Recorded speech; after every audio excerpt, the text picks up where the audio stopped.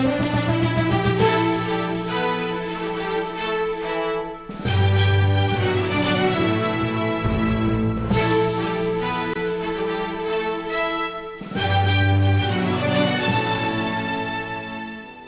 vaxtınız xeyir. Vaşinqtondan Amerikanın səsinin televiziya studiyasından mən Bəxtiyar Zamanovam. Bugün Dünyaya Baxışda izləyəcəksiniz. Azərbaycanın Xarici İşlər Naziri Amerikadadır. BMT Suriya ilə bağlı hesabat açıqlayıb. Türkiyədə 5-ci gündür hökumət əleyhinə yürüşlər davam edir.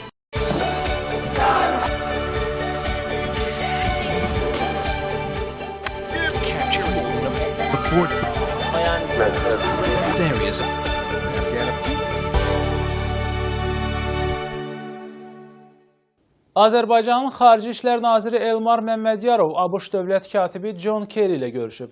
Danışıqlar zamanı Dağlıq Qarabağ münaqişəsinin nizamlanması müzakirə edilib. İki tərəfli görüşdə Azərbaycan-Amerika əlaqələri, Dağlıq Qarabağ münaqişəsi, Minsk qrupunun münaqişənin nizamlanmasında rolu, Azərbaycanın demokratik inkişafı kimi geniş məsələlər müzakirə edilib. Müxbirlər üçün açıqlama verən dövlət katibi Kerry Azərbaycanı ABŞ-ın mühüm tərəfdarı adlandırıb. O, Dağlıq Qarabağ münaqişəsinin regionda sabitliyin bərqərar olması qarşısında əsas maneə olduğunu deyib.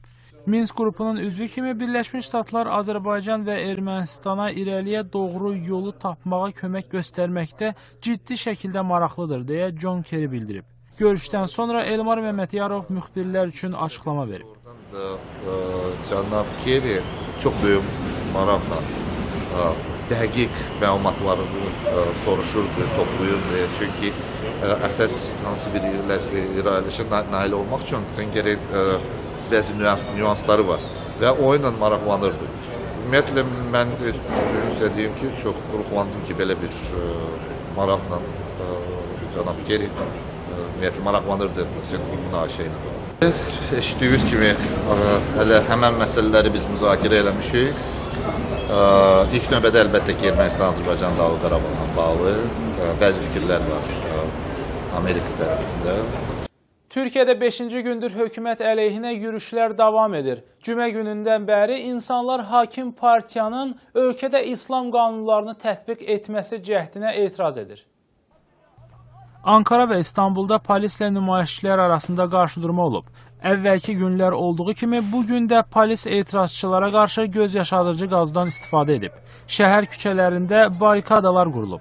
Həmkarlar İttifaqı 250 min işçinin çərşənbə axşamından etibarən 2 günlük tətil elan etdiyini bildirib.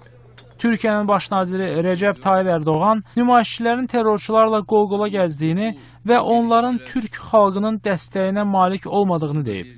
Türkiyə prezidenti Abdullah Gül türkləri sakitliyə çağırıb, lakin onların etiraz etmək hüquqlarını müdafiə edib. Türkiyənin digər şəhərlərində də nümayişlər keçirilib. ABŞ Türkiyədə polisin nümayişlərə güc tətbiq etməsində narahatlığını bildirib. Ağ Evin sözcüsü Jay Carney tərəfləri zorakılıqlara yol verməməyə çağırıb. O, dinç nümayişçilərin hər bir demokratiyanın əsasını təşkil etdiyini deyib. ABŞ dövlət katibi John Kerry də eyni mövqeydən çıxış edərək insanların etiraz haqqını müdafiə edib.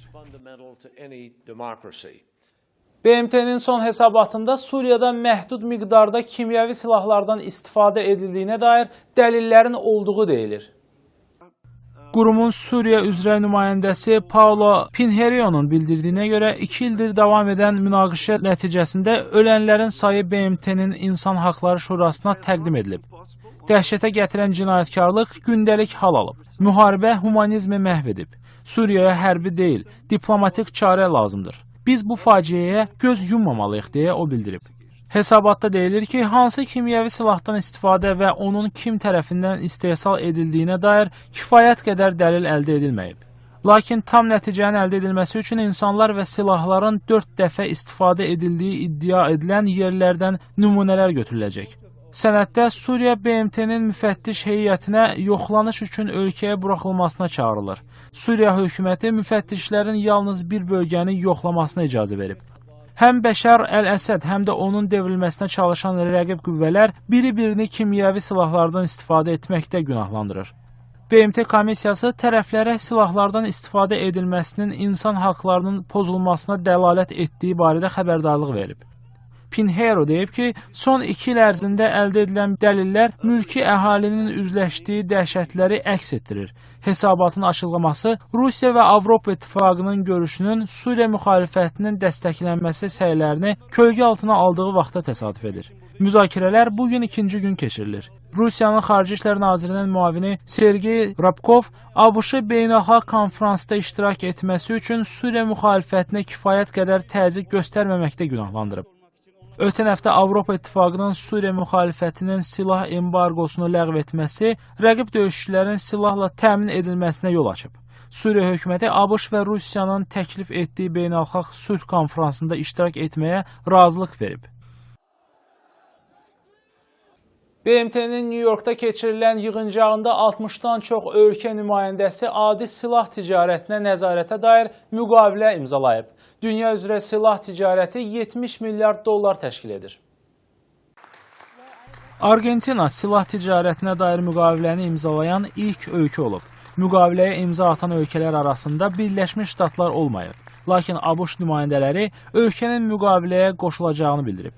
Rusiya və Çin də daxil olmaqla silah ixracatı ilə məşğul olan digər ölkələr, o cümlədən Hindistan, Səudi Ərəbistanı, İndoneziya və Misir bir tərəf qalıb. BMT-nin baş katibi Ban Ki-moon bu ölkələrin nümayəndələrini mövqelərini dəyişməyə çağırıb. Silah tərəfdarı lobbiçi qrup olan Milli Tüfəng Assosiasiyası müqavilənin əleyhinə çıxıb və sənədin ABŞ Senatında ratifikasiyasına qarşı kampaniya aparmağa çağırıb.